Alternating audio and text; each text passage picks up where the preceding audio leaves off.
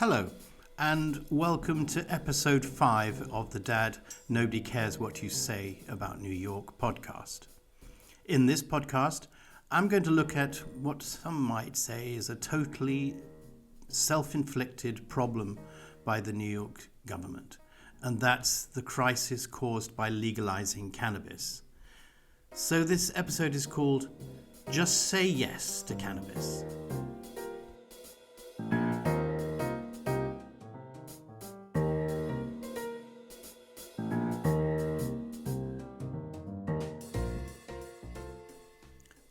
A bill was passed by Albany lawmakers in 2021 that allowed all New Yorkers who were 21 years and older to own, transport, buy, smoke and consume up to 3 ounces of marijuana and 24 grams of any form of concentrated cannabis product. These can be vape pens, oils, butters, whatever. This bill is called the Marijuana Regulation and Taxation Act. And it decriminalized possession and was supposed to set up a framework of how to sort out all the rules about cannabis. Most importantly, it set up 2 boards, one called the Cannabis Control Board and the other the Office of Cannabis Management. And these are supposed to oversee all cannabis-related rules in the state of New York. So although cannabis has been legal in New York since 2021, the actual situation on the ground relating to licensing, growing, and the general access of cannabis in illegal shops is a huge problem. So although selling cannabis is basically decriminalized, it's not quite legal because there are loads of shops that have opened up all over the city, and these are not licensed, and therefore they have a lot of problems with quality control and supply. I've done quite a lot of research, and the most interesting thing that I've come across is the minutes of the Office of Cannabis Management, or the OCM, of their last meeting in July of this year. And in that meeting, you can see all the members of the panel. Well, not all the members of the panel were there. The governor, Kathy Hochul, wasn't there, and neither were many other members of the board. A few people were there. But what struck me as really telling is that quite a few of the members of the board didn't really seem to even know what was going on and were asked by various people what was going on, and they didn't have an answer. They relied on a couple of people in their committee who did know what was going on, but it was almost embarrassing to see members of the committee having to ask, what is this about? How is that to be interpreted? And getting it wrong. So you wonder that if the main board that is supposed to be looking after this cannabis legalization is so amateurish and they don't kind of really know what's going on, it's probably no wonder that the whole rollout of legalized cannabis has been basically such a disaster. So far, I believe there are only 16 licensed dispensaries in the whole state of New York. This vacuum has caused an estimated 1,500 semi-illegal smoke shops to open up in the city alone. When I got to New York in July, I was really astounded to see how nearly every street corner had one of these smoke shops. I was wondering when I first saw them why they're selling so many hookahs in New York these days. By hookahs I mean these Middle Eastern methods of smoking tobacco. It was only later that I realized when I was talking to my cousin that they were in fact selling weed. I saw these shops were pretty disgusting and dirty in most cases. Some of them were very good and looked very professional with multicolored signs and very funky sounding names.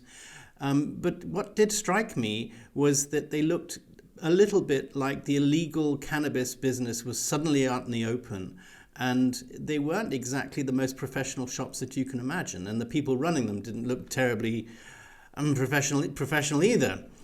I noticed too that most of the people going into these shops were very young people. They certainly weren't 21 years of age. Now, of course, there's no point having legal cannabis without having some sort of control. And the OCM, the Office of Management for Cannabis, has tried its hardest to think about what they can do about cracking down on these unlicensed sellers. And so far, they've only just started doing a very, very small amount. The whole point of having legalized dispensaries was that it was supposed to make sure that everything sold was legal. That was meant that it was licensed by the New York State, it was cultivated in New York as well, and that you could make sure that everything you were buying had been legally tested, it was labeled for potency, it was taxed, and that you weren't going to get anything inside this product that would be bad for you. If you go to an illegal smoke shop, you'll be able to buy packets of weed in multicolored packets that are very child-friendly in some cases, so clearly designed to attract young people. There won't be any warnings, there won't be any ingredients, there'll be nothing to protect the people taking it. So in a way, it's as bad as it was when cannabis was illegal. And yet these shops are selling them now on the open street in front of everyone, and there's very little enforcement or no enforcement that I can see. So what is the improvement here? The bottom line is that marijuana is still in the United States of America considered to be a Schedule I controlled substance. And that means that the federal government still considers it to be one of the most dangerous and addictive drugs with a very high potential for abuse. And also that there is no currently accepted medical use for it in the United States. Now, this completely puts it out of step with New York. 38 states have now legalized marijuana for medical purposes, and 19 that now permit it for recreational use. So really, I think it must come as quite a surprise to Americans and non-Americans to hear this, and that they even want to try it because they now think it is legal. What is going to happen with the future? Well, a lot of federal and state levels are having discussions about medical research and the impact of the drug on people in society, particularly young people. But for now, it seems that there's just a free-for-all, and it's destined to be a continued mess until somebody does something about it. Back in the 80s, the phrase, "just say no to drugs," was coined, and it became a national symbol of people trying to control what was considered to be the scourge of taking drugs in young people. I called this podcast "Just Say Yes to Cannabis" because it seems to me that the legislation now that's been passed and the attitude of the New York government is to say yes to cannabis as much as possible because of its revenue-producing opportunities. Americans spend nearly $100 billion every year on illegal drugs. Americans, probably at least 50 million of them, smoke marijuana. That's 18% of people. But I'm just very interested into the big question. Why this sudden rush to legalize cannabis? Who stands to benefit the most? And what was the point of it all? On the face of it, you would think that the government just wants to legalize it so it can take a shadowy illegal industry, bring it out into the open and tax it.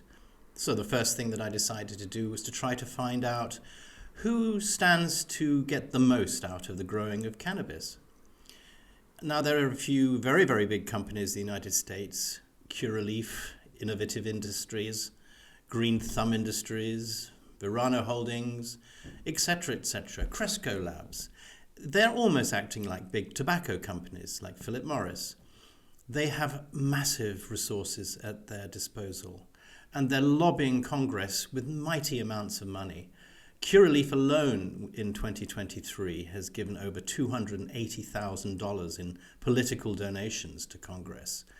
They gave $900,000 in 2019, which makes sense because that was just before legalization came about and they probably needed the most political pressure. 20 cannabis growing businesses in the United States of America alone count for over 21 million of political donations. One of the strongest arguments that was used about legalizing cannabis was that by giving it to proper laboratories and proper licensed developers, you would get rid of the illegal drug lords and the on-the-street business that was causing so much pain and misery in the state of New York. It was thought that perhaps even the illegal companies would try to become good people and turn into legal suppliers of cannabis. None of this has happened. It's just that the people who are illegally selling cannabis don't necessarily have the skills to move into legal trading. And it's often forgotten that the drug trade is not just about drugs, it's also about fraud and burglary and fencing and human trafficking and a whole range of other industries. So cannabis and drugs is just one of many industries being looked after by organized crime and the drug lords. The cannabis black market is thriving, as I mentioned earlier. In fact, today, in September 2023, I heard there are now probably 4,000 illegal cannabis shops operating in the state. They operate openly now through these unlicensed shops. Another big argument that was given to people to try to legalize cannabis was that having a health impact would be great, that all the mental health issues and all the various difficulties caused by high dose types of cannabis would be stopped because it would be better controlled. But sadly, as you look into it, there's been really no proper research done into the mental health effects, although there is a lot of stuff that's been investigated by different universities over the years. But it's very, very hard to do proper tests on drugs that are illegal. How are you supposed to check if things are right if it's illegal to even check it? Well, it's quite clear from the research that I've done that mental health, schizophrenia, paranoia, and various unknown health consequences are a major problem, and there aren't enough people investigating what effect this is going to have long term. Another area that was supposed to have been helped by the legalization was to reduce social inequality in the enforcement of cannabis. In the old days, disproportionate amount of the Black and Latino community were victimized because they were smoking marijuana or producing it. This legislation was specifically designed to try and sort of, in a way, positively slant to their favor the communities that were penalized before the production and sale of cannabis, so it would help make up for social inequality of the past. All of this was supposed to mean that the health of people would be better. It was argued that it was less harmful than alcohol, and most of all, there would be taxes, because no longer would it be an illegal industry, it would be a legal industry, and they would be able to collect taxes. Very strong arguments were also made that by legalizing cannabis, you would save money in the prison system and the processing and enforcement of crime. There would be less need for police to be arresting people. There would be less problems in the streets. But in fact, because of all the illegal shops that are opening, it's turning into a real headache. Who is going to enforce the rules? Who's going to go into these shops and close them down or serve them with violations? Who's going to be responsible for removing all the illegal cannabis? So there are so many issues there. People are growing cannabis who are not licensed to grow cannabis. People are importing cannabis out of state into New York, which is completely against the rules. All cannabis should be grown within New York. Another area that really has been forgotten is that cannabis is extremely addictive. And nobody really has been thinking about the results to New York society of creating so many potentially new addicts. As I mentioned earlier, it's not just limited to the problems of the user or even the retail seller. It's the farmers, the small farmers who are struggling to either grow enough or get permits and licenses to grow their material. And the ones who actually make it are struggling to find a market, since at the moment there are only 17 legal dispensaries in the whole of New York State. So if you actually look at the meetings of the OCM, they gave farmers, I think, a 2-minute slot each to come forward and complain about what's going on. And it's really incredibly onerous on farmers at the moment, because they find that they have such regulation that it's very, very hard to sell their product legally. Many farmers are selling at a loss, and then one must think that if they have that potential of selling at a loss, are they actually being honest and really selling it on the white market, or is it very tempting to try and sell their stuff on the black market? The costs of producing cannabis legally are huge. You have to pay for laboratories to control the quality. There have to be microbiology labs that be able to see if there are any form of pest or disease that could be inside it. And the granting of licenses requires also a huge amount of red tape. Naturally, the farmers really want to try to sell their products in other markets. They would like to go to farmers markets or perhaps sell them in cafes like in Amsterdam. They would love the opportunity perhaps to be able to sell their cannabis out of state. But none of this is allowed. The whole process was set up under the CAURD, C-A-U-R-D shops system, and you have to apply for a CAURD license in order to be able to sell this stuff, which is almost at medical cannabis quality. But in many respects, these small farmers just cannot compete with the huge national farmers, and they're pushing them out of the market because they have such huge financial muscle. To a big cannabis grower, a lot of the requirements are very easy to live up to. But to the small ones, being able to produce a minimum of 1,000 pounds of cannabis or remove the stems before it goes into manufacture is a tremendously onerous thing for them. There is a fungus called Aspergillus. It's a very common fungus. Apparently, according to one of the growers, it's on just about everybody's hands. But the state is so nervous about putting anything in their cannabis that could cause problems and potential lawsuits in the future that they make every farmer remove this.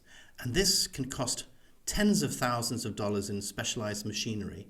And again, it's almost becoming out of reach for the small farmers to be able to afford that stuff. This social equality argument meant that it would skew the ability for minority groups to be involved far more than, say, the white farmers.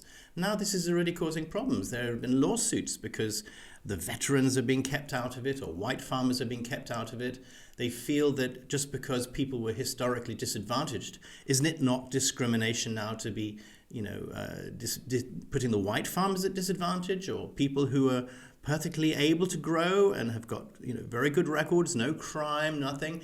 How are they supposed to get into the market if it's only being given to people who were socially disadvantaged in the past?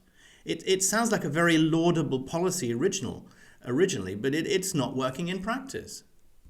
Another really rather shocking thing I learned watching the meetings was that if you're starting up a licensed dispensary, the New York state government wants money out of you. They want $5 million right up front before you actually even open up your store. And then they want another $10 million as you open your second and third store. And then $10 million after you started making revenues in the future. So these are huge barriers to entry to small people. Now, part of the argument to legalize cannabis was that the state said, well, just think of all these revenues that we're going to get and what we're going to spend it on. They said that they were going to spend 40% of the revenues after costs on the state lottery fund for educational purposes, which sounds fantastic. They were going to spend 40% on community reinvestment and 20% on helping with drug treatment and public education. But none of this is really happening because with only about 18 legal dispensaries in New York, there's not a lot of revenue that's coming in. Right now, as we speak, there's like 1 in the Bronx, 5 in New York, 1 in Queens, and none legally in Brooklyn. So really the only way that you can legally get cannabis in a place like Brooklyn is to be a registered patient for medical cannabis. But if you do a Google search for cannabis shops, you find these dispensaries all over the place, legal and illegal. But as I said, no legal ones in Brooklyn. So again, if you can't buy it legally at the moment, they thought, well, let's let people grow it. But even that's confusing because technically you're allowed 6 plants at a home. 3 have to be immature and 3 can be mature. A household is allowed no more than 12 plants. But again, I wonder how on earth are people going to be checking on that? Especially since the arguments were that they would be reducing the need for policing and enforcement, all the money that was going to be saved by not having to pay for these costs. Well, then who's going to be going to every single house in every single region of New York to check if people have got no more than 12 plants growing in the house? So with all these early problems with cannabis in New York, I thought it would be worth just looking at how things have gone in other parts of the world where maybe lessons have been learned with the legalization of cannabis. Most people know that Amsterdam legalized cannabis many, many years ago. for the over 18s, that is. But they never went to the stage of actually fully legalizing it for everyone. In fact, right now, they're getting very nervous about what they did because Amsterdam has a reputation for being the sex capital and drugs capital of Europe, which is not the most desirable branding for a place that wants to become a responsible city with business, conferences, and tourism. This partial legalization has not really helped things in terms of sorting out criminality either.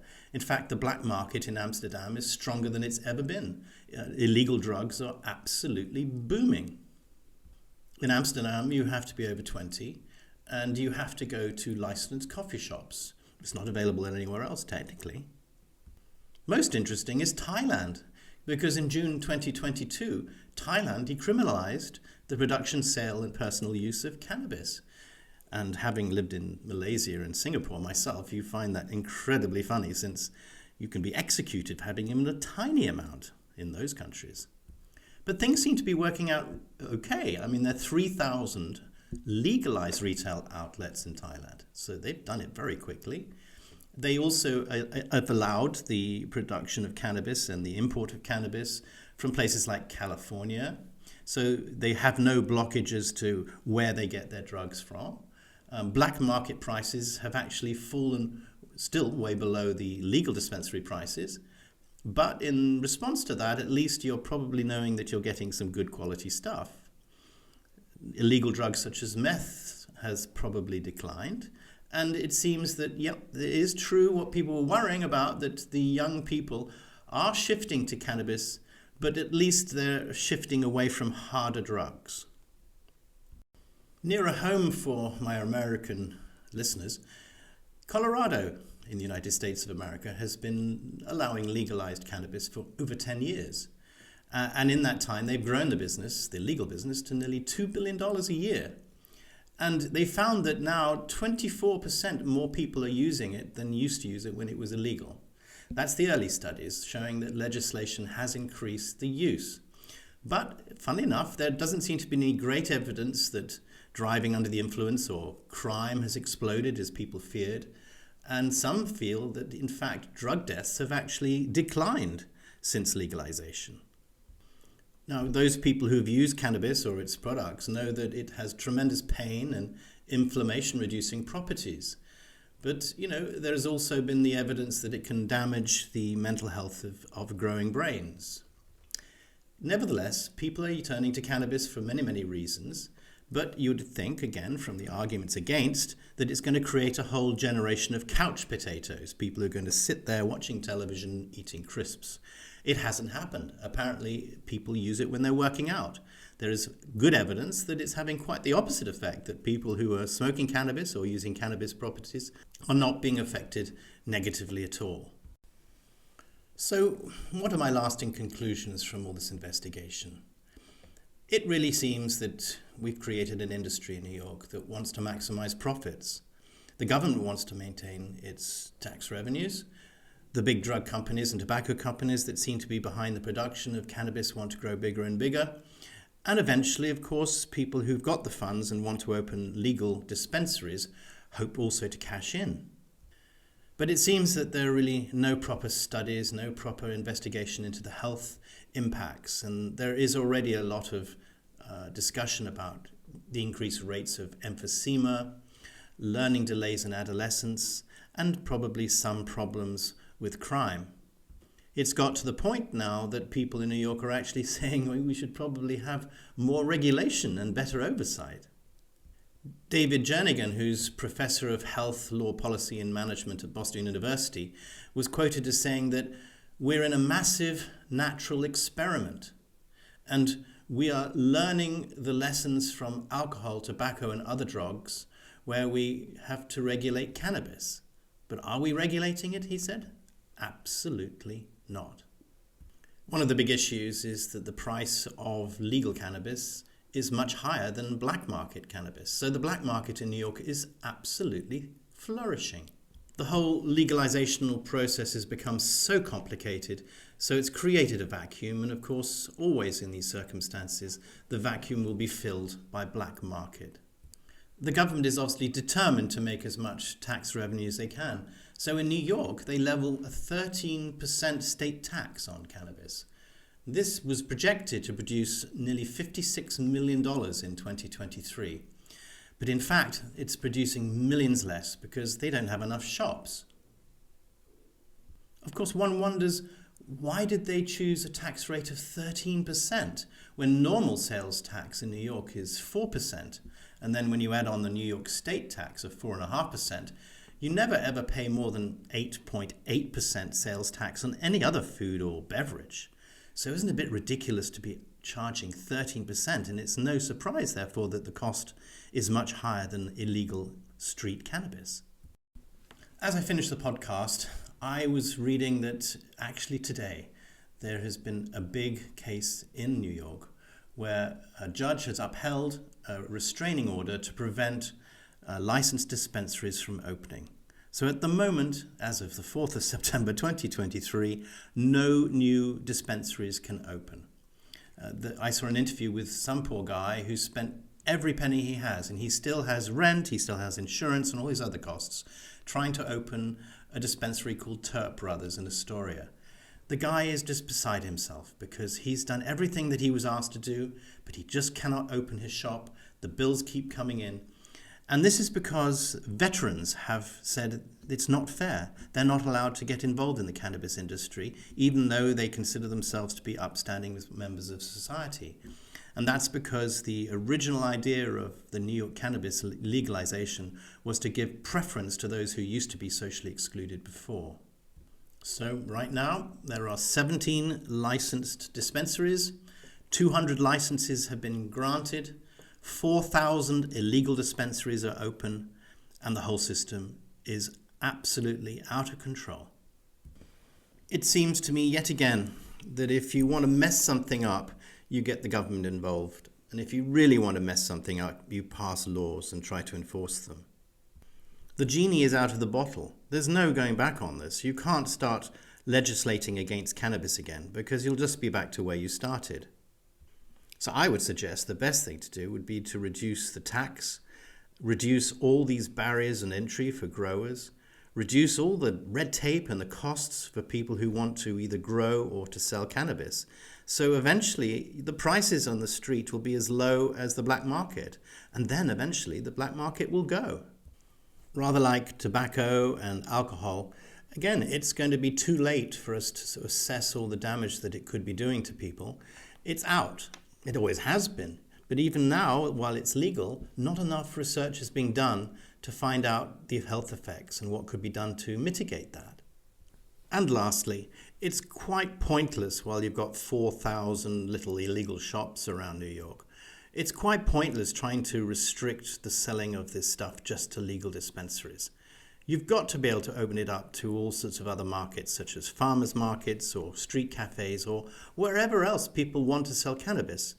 But that is fraught with danger. And one of the great compromises the government had to make during the legislation was that it didn't want people to be selling it in farmers markets or in open places because the 50% or so people who thought cannabis legalization was a good idea versus the 50% who didn't, don't really want the smell of cannabis in the street wherever they go, or to see people smoking cannabis in the parks in front of their children.